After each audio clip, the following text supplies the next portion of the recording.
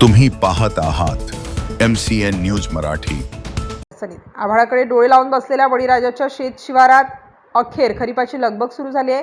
तेल्हारा तालुक्याच्या अडगाव बुद्रुक परिसरातील शेत शिवारात बागायती पराठी पेरणीला सुरुवात झाली आहे। ज्या शेतकऱ्यांकडे पाण्याची खात्रीशीर सोय आहे असे शेतकरी उपलब्ध पाण्याचा अंदाज घेऊन 1-2 एकरापर्यंत जमेल तेवढ्या क्षेत्रावर पराठीची लागवड करत असल्याचे चित्र सध्या पाहायला मिळत आहे।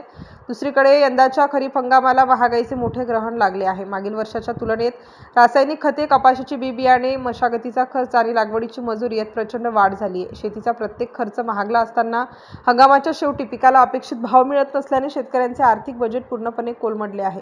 उत्पादन खर्च आणि मिळणारा भाव यांचा ताळमेळ लागत नसताना अनेक शेतकरी कर्ज आणि उसनवार करून कपाशीची पेरणी करत आहेत। सध्या परिसरात पराठी लागवडीसाठी मजूर टंचाई तीव्रतेने जाणवत आहे। महिला मजूर एक पाकिट लागवडीचे 250 रुपये घेत आहेत, तर हाताच्या चरखा मशीनच्या साहाय्याने 200 रुपये असा दर सुरू आहे। पैसे मोजण्याची तयारी असूनही वेळेवर मजूर उपलब्ध होत नसल्याने शेतकऱ्यांना महिला मजुरांसाठी तात्काळत राहावे लागत असल्याचे वास्तव या निमित्ताने समोर आले आहे। MCN न्यूज मराठीकरिता दीपक रेडे, अडगाव सर्कल।